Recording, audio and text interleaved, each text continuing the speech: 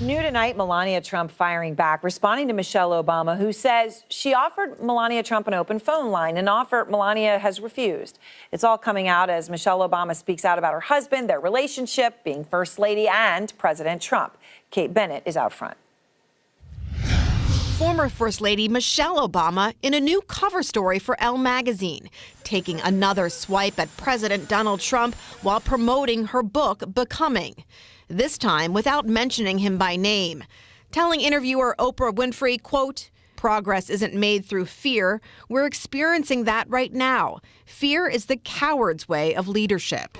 Trying to remain positive while the country grapples with a new president. A president that Obama can't believe is not Hillary Clinton.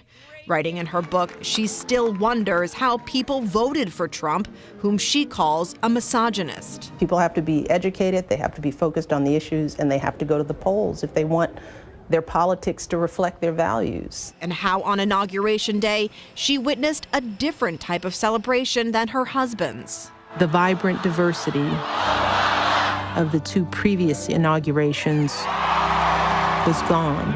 Someone from Barack's administration might have said that the optics there were bad, that what the public saw didn't reflect the president's reality or ideals. But in this case, maybe it did. Realizing it, I made my own optic adjustment. I stopped even trying to smile.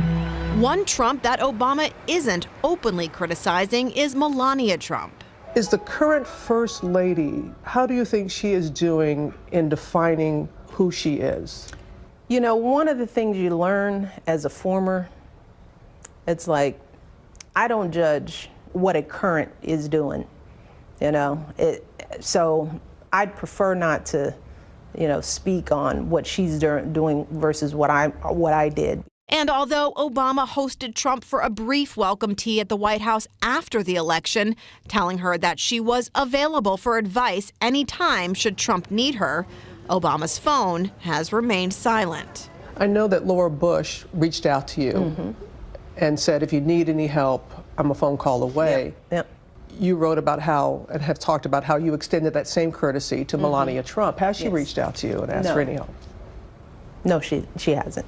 Asked to comment on Obama's interview and the First Lady opting out of advice, Trump spokeswoman tells CNN, quote, "Mrs. Trump is a strong and independent woman who has been navigating her role as First Lady in her own way. When she needs advice on any issue, she seeks it from her professional team within the White House." Now, I will say this, that Laura Bush was invited to the White House. She did tell CNN recently that she was there. She had tea with Melania Trump, and she has been back. So Laura Bush has spoken to Melania Trump. Back to you, Erin. Interesting. Makes it feel so much more personal. Thank you, Kate. And out front now, Desiree Rogers, the former White House social secretary who has known the Obamas for decades. And Desiree, I appreciate your time tonight. I mean, we hear Melania Trump's response. Is she making a mistake in not taking Michelle Obama up, on this offer to reach out and talk? Well, here's one of the things I would say, Erin, and thanks so much for having me on tonight. I mean, Michelle has been so generous in offering herself and being available. Why not take her up on it? Why not have a discussion with someone who just recently served for the past 8 years? So I'm hopeful that perhaps the phone will ring and that there will be still time for a dialogue. It's early. The bottom line is she put a hand out, she reached out, and she's available, and she's still available. And so that's her generous spirit, and she's a lady, and you know what? Who knows? They may, in fact, speak. That would be, it would certainly be fascinating to all watching to imagine what that moment would be like. I mean, well, maybe we won't know that, which might be better. It might be better we don't know. Probably, I have to admit, as much as we would all love to know, you're right about that. Michelle also opened up, though, about being the first black First Lady. Here's what she said about that.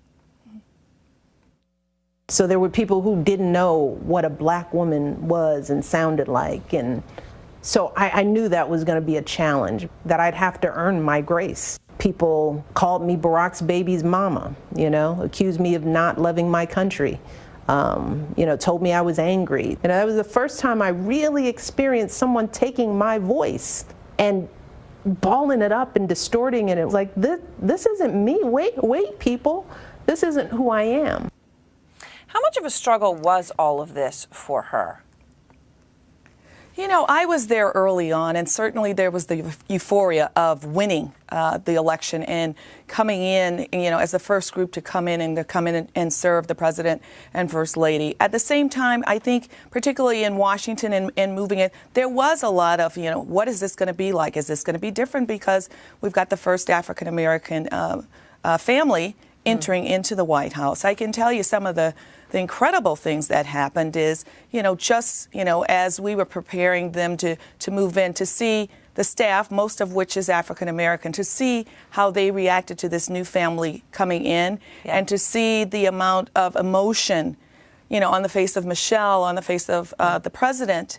You know, it was just heartwarming. Now, one of the things that people are very interested in what Michelle Obama is now speaking about and writing about is her marriage. And, you know, that she's very honest about the fact that it had ups and downs and has. You know, she talks, for example, about meeting Barack Obama for the first time, which is an interesting story, right? She was supposed to be his mentor.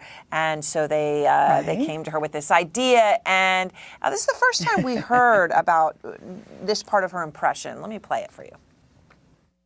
You weren't overly impressed in the beginning. I wasn't, you know. I have my suspicions when a bunch of white folks fawn on over a black man, because I sort of think, okay, he can talk straight, so they think he's wonderful. So, so that was my theory. And then his name was Barack Obama. He was from Hawaii. I thought, what? You know, so I didn't really know what to expect. What's your reaction to that, Desiree? I think it's so honest. It's so pure Michelle. I mean, she's not easily just swept away or influenced by what others might say. And I think what you have coming out of this book is just genuine, her genuine feelings, her genuine reactions. It's not sugar-coated. This is how she honestly felt. And I think what's so great about that is many people could identify with meeting, you know, their future husbands for the first time. And so it is a very open and honest story coming from her. And of course, we now know the ending, but at that point in time, we, you know, we're following the story. So we get to hear it in her own words, how she really felt. You know, I read in one of the reviews that's out there, Desiree, that someone said, oh, nobody who's going to run for public office would do a book jacket the way Michelle Obama did. You know, they would have had a more buttoned-up look than the look that she wore. And I'd like to think that that's not true, that people could absolutely wear that and run for office. But I'm curious as to your view knowing her. Do you think she will ever run? I don't think she'll run. I really don't. She's said it often, and I believe her. I mean, she's, you know, that's not what she feels her calling is. I really think that, you know, she's opened so many doors for women and young girls, and your book cover can look like you feel. And I think that, you know, that's what she's given us. She's given us this ability to be who we are. And as you read through the book, she was just a regular girl that had enormous support from her parents, always wanted to do well, and look what she's accomplished. And I think that's really what we have here, is just kind of an ordinary circumstances, coming from ordinary circumstances, but really having this extraordinary life and really pulling others along and saying, you too can do this. You too can become whoever you're meant to be. All right, Desiree, thank you so much. I appreciate your time.